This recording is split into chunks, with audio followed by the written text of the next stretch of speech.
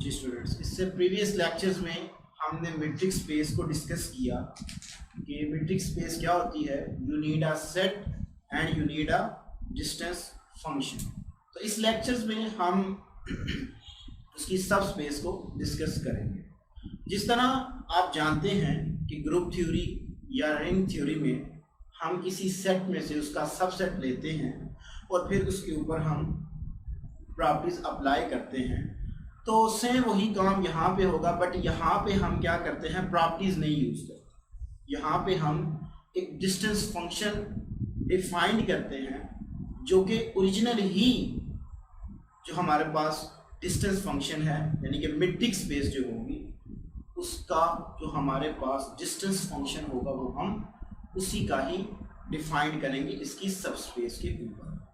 तो यहाँ पे हमने डेफिनेशन लिखी है कि सब स्पेस क्या होती है।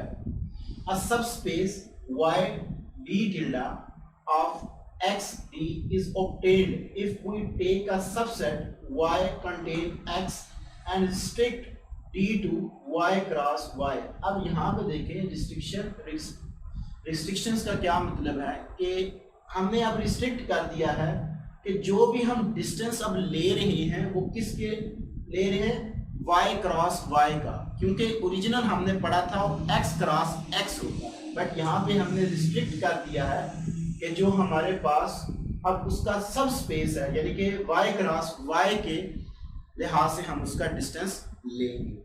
तो y is the restriction, d tilde is equal to d y cross y। d tilde is called the metric induced on y by d।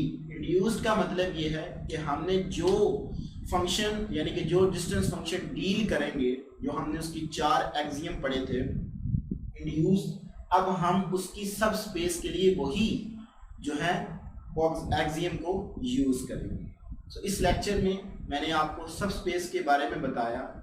तो इंशाल्लाह तबारक ताला नेक्स्ट लेक्चर्स में हम इनकी फर्दर एग्जाम्पल को डिस्कस करेंगे कि हम किस तरह किसी स्पेस को मेट्रिक प्रूफ करते हैं।